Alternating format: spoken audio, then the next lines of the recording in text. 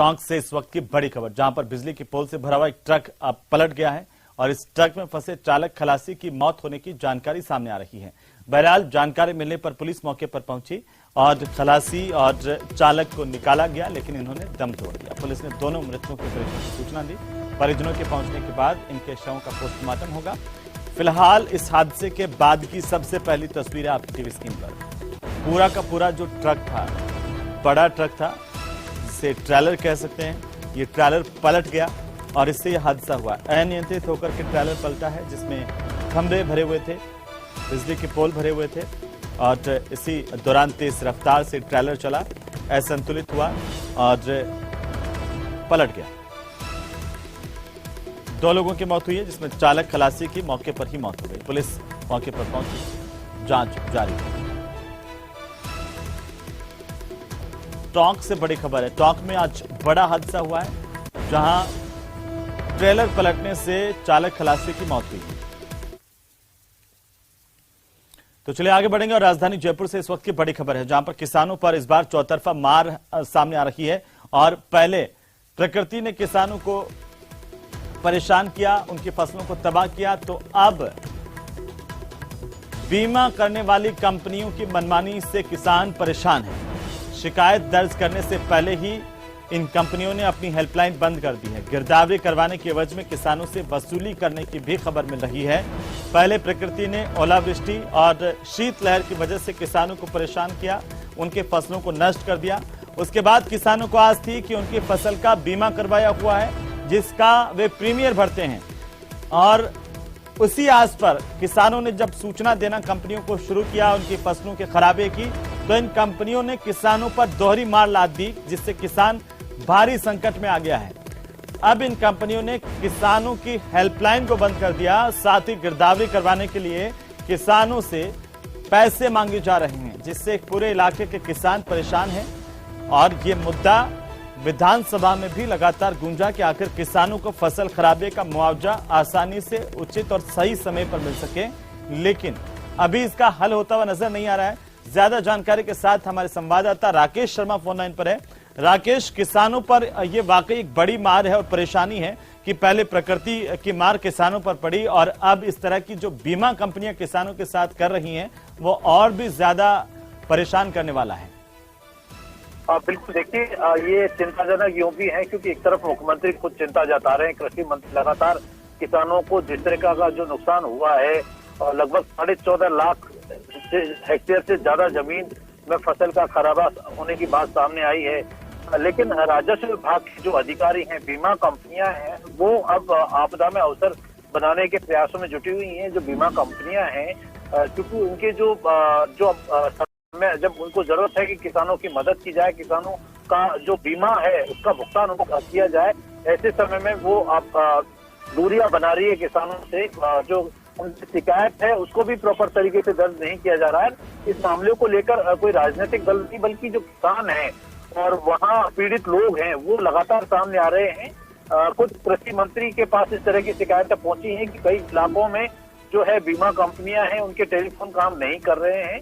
राजस्व विभाग के अधिकारी हैं, वो भी जो है सही तरीके से गिरदावरी नहीं कर रहे हैं। तो अब इस पूरे मामले के लिए राज्य सरकार ने एक गंभीरता से जिला प्रशासन को सख्ती बरतने के निर्देश दिए हैं, जिला कलेक्टर्स को निर्देशित किया है। साथ ही जो कृषि पर्यवेक्षक हैं, कृषि निरीक्षक हैं, उनको भी ये हिदायत दी गई है कि जहां जहां जिन जिन इलाकों में जो फसल खराबा हुआ है, उसकी वास्तविक रिपोर्ट जो है वो।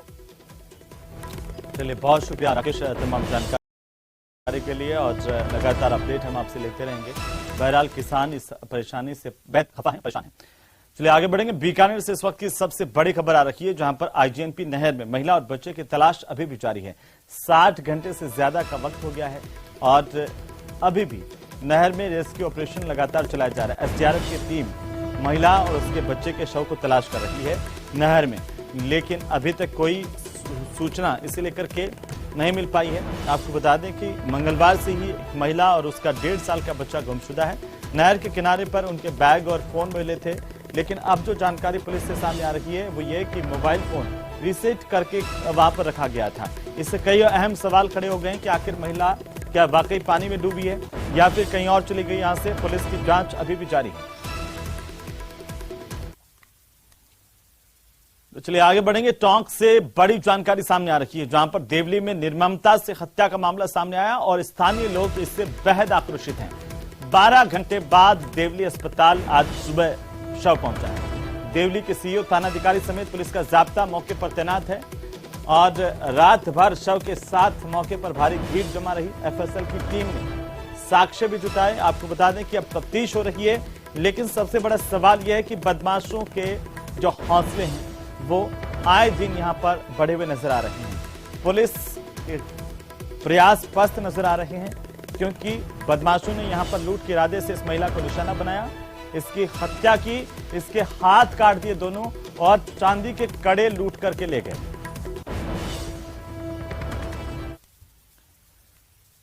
तो चलिए आगे बढ़ेंगे। राजधानी जयपुर से बड़ी खबर। कानोता नायला रोड पर जेडीए की कार्रवाई हुई है। आपको बता दें कि अवैध दुकानों के खिलाफ जेडीए अब एक्शन में है और यहां पर जेडीए का एक्शन दिखा है। 28 अवैध दुकानों को सील किया गया। बिना स्वीकृति के दुकानें बनाई गई थी और दिल्ली रोड पर अवैध बिल्डिंग को सील किया गया है। बड़ी खबर है इस वक्त की, अवैध दुकानों के खिलाफ जेडीए का एक्शन सामने आया है। 28 दुकानों को सील किया गया है। जेडीए का दस्ता आज यहां पर पहुंचा। प्रवर्तन दस्ते की तरफ से यह बड़ी कार्रवाई की गई है, लेकिन इसके साथ ही सवाल इस बात को भी है लेकर के उठते हैं कि आखिर प्रवर्तन दस्ता तब तक आंखें मूंदे क्यों रहता है जब तक कि वो इमारत या फिर इस तरह के अवैध निर्माण पूरी तरह से बन नहीं जाते हैं। बनने के बाद जेडीए इस तरह से कार्रवाई कर रहा है। अब आप देखिए कि पूरा का पूरा अवैध मार्केट यहां पर बसा दिया गया। हालांकि अब जेडीए का प्रवर्तन दस्ता जागा है, तो यहां पर 28 दुकानों को सील करने की कार्रवाई भी हुई है। वहीं झुंझुनू के चिड़ावा कस्बे में लगातार चोरी का सिलसिला जारी है। इस बार चोरों ने सेक्सरिया अस्पताल के पास एक मेडिकल स्टोर को ही निशाना बना दिया। चोरी की वारदात को यहां पर अंजाम दिया गया। चोरों ने मेडिकल स्टोर के ताले तोड़े, नकदी चोरी की वारदात को अंजाम दिया है। दुकान के सामने हवेली के चौकीदार ने सुबह दुकान का आधा शटर टूटा हुआ देखा और दुकानदार के संचालक को इसकी सूचना दी, तब जाकर के चोरी का खुलासा हुआ। सूचना के बाद दुकान संचालक मेडिकल स्टोर पहुंचा। उसने देखा कि दुकान का सामान पूरी तरह से अस्त व्यस्त है। दुकान के काउंटर की दराज में रखी 25,000 की नकदी गायब है। इसके बाद चिड़ावा पुलिस को जानकारी दी गई। सूचना के बाद चिड़ावा पुलिस मौके पर पहुंची। घटनास्थल का मौका मुआयना किया गया। आसपास लगे सीसीटीवी कैमरे को भी पुलिस खंगाल रही है, लेकिन स्थानीय लोग लगातार पुलिस की इस कार्यप्रणाली से खफा हैं कि एक भी मामले का खुलासा चिड़ावा की पुलिस नहीं कर पा रही है। और इसी बीच भरतपुर से बड़ी खबर, जहां 11 किलो वोल्ट बिजली लाइन टूटने से बड़ा हादसा हुआ है। इस लाइन के टूटने की चपेट में आने से एक महिला की और युवक के झुलसने की खबर है। बिजली की लाइन से बकरियां भी झुलस गई हैं। सूचना के बाद लाइन को बंद करवाया गया है। ये बड़ी खबर है, बिजली की लाइन टूटी है।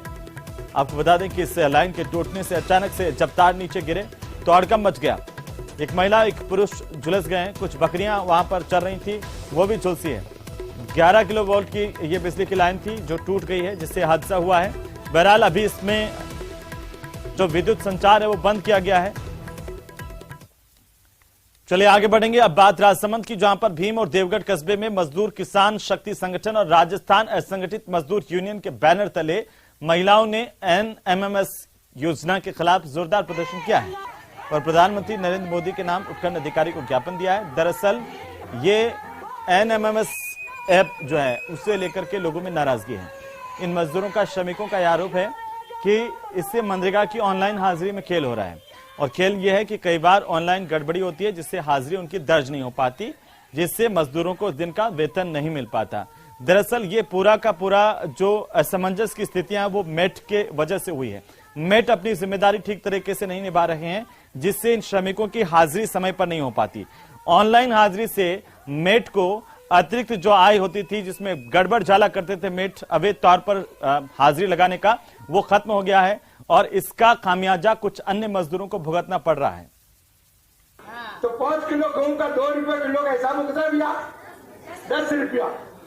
10 किलो गेहूं दे आज को 10 रुपया तो नहीं लेता और 5 किलो गेहूं कम कर ले तो आपने 5 किलो नहीं गेहूं, तो गेहूं की कटौती और बजट में नरेगा को घटे, दोनों कानों मार पड़ी हुआ। दोनों पारों मार पड़ी है, गेहूं भी कम करके दिया और नरेगा का पिया भी कम करके दिया। और अब खबर टोंक जिले की, जहां पर देवली कस्बा राजनीतिक अनदेखी का शिकार है। 2 जिले की सीमा पर बसे देवली शहर की आधी आबादी से ज्यादा अभी भी मूलभूत सुविधाओं के अभाव से जूझ रहे हैं। 50,000 की आबादी वाले कस्बे देवली में 25,000 लोग भीलवाड़ा जिले की सीमा में निवास करते हैं। वहीं शहर का 40% हिस्सा भीलवाड़ा जिले के कुचवाड़ा और ऊंचा ग्राम पंचायत में आता है।